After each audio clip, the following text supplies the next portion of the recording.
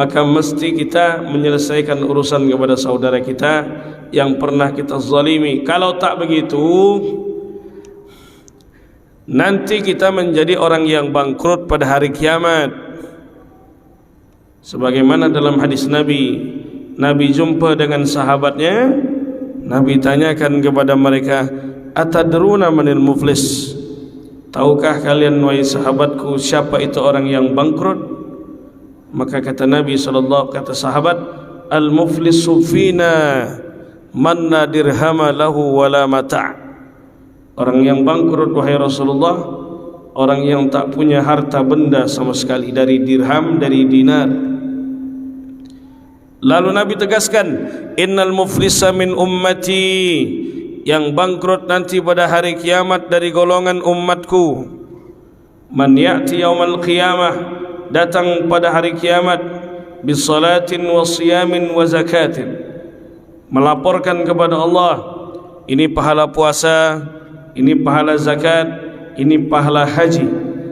Wa ya'ti qad syatama hadza, datang orang yang pernah dia caci.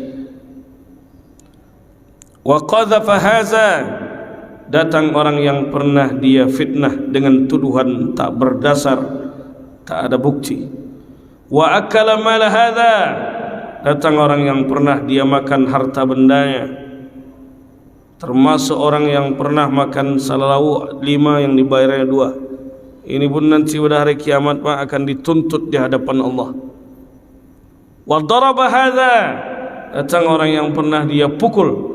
Wa safaka dama hadza, datang orang yang pernah dia tumpahkan darahnya.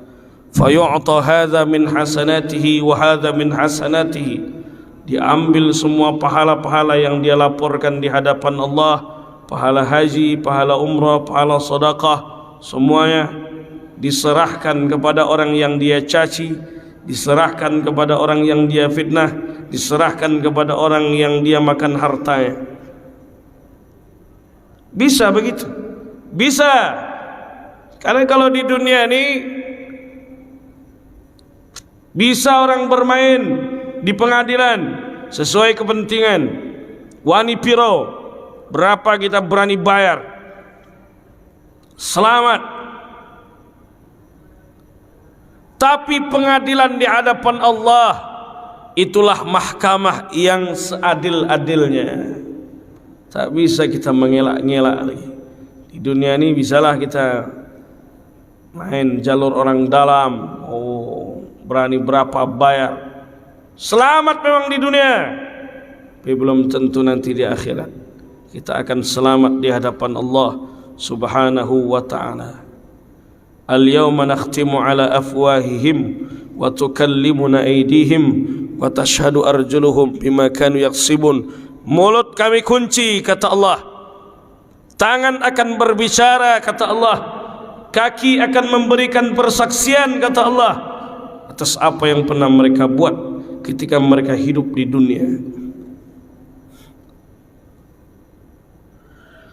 Fa in faniyat hasanatuhu qabla an yuqda alaih, lalu ketika semua pahala-pahala habis karena telah diserahkan kepada orang yang dia zalimi, ukhidha min khatayahum faturihat alaihi thumma turiha finnar, diambil dosa kesalahan orang yang dizalimi tadi, yang dimakan harta dia, yang dipukul dia, yang ditumpahkan darah dia,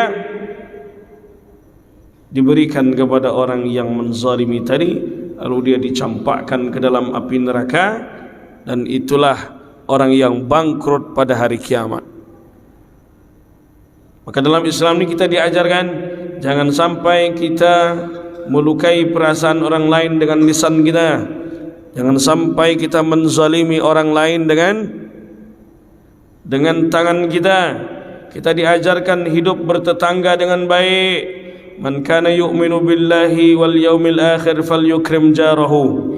Kata Nabi, siapa yang beriman kepada Allah dan hari akhir, hendaknya dia memuliakan tetangga dia. Hidup bertetangga pun harus saling menghargai. Kalau orang tahu hadis ini, tak mungkin dia sembarangan membuang sampah, tak mungkin dia membiarkan ayam dia lepas begitu saja, lalu membuang kotoran di rumah tetangga. Tak mungkin dia membiarkan air somberan dia jatuh ke rumah orang dan sebagainya. Tak boleh kita ini, karena kita ini adalah makhluk sosial, harus menjaga hubungan kepada sesama dengan baik. Lalu kata Nabi untuk memotivasi para sahabat yang tak ikut hijrah tu, wal hijratu, kata Nabi, hakikat daripada hijrah, man hajara ma nahallahu anhu, orang yang meninggalkan segala sesuatu yang dilarang oleh Allah Subhanahu wa taala. Itulah hakikat daripada hijrah. Maka para ulama memberikan kesimpulan bahwa hijrah itu ada hijrah jasadiyah, hijrah badan, hijrah dari satu tempat ke tempat lain. Hijrah yang seperti ini sudah tak ada lagi, karena hijrah ini adalah hijrah pada masa Rasulullah dan para sahabatnya. Hijrah yang kedua, hijrah qalbiyah, hijrah ruhiyah. Hijrah yang kedua adalah hijrah secara rohani, bahwa kita ini mesti menjadi pribadi yang lebih baik. Kita meninggalkan segala sesuatu yang dilarang oleh Allah. Kita tidak bermaksiat kepada Allah dan Rasulnya. Kita meninggalkan segala kemungkaran. Kita meninggalkan segala kemaksiatan. Kita meninggalkan segala sesuatu yang dilarang oleh Allah dan Rasulnya. Itu hakikat daripada hijrah. Maka para sahabat mendengar hadis ini, mendengar pesan Rasulullah, maka mereka tetap semangat berada di kota suci Makkah Al-Mukarramah, walaupun tak ikut hijrah ke kota Al-Madinah Al-Munawwarah.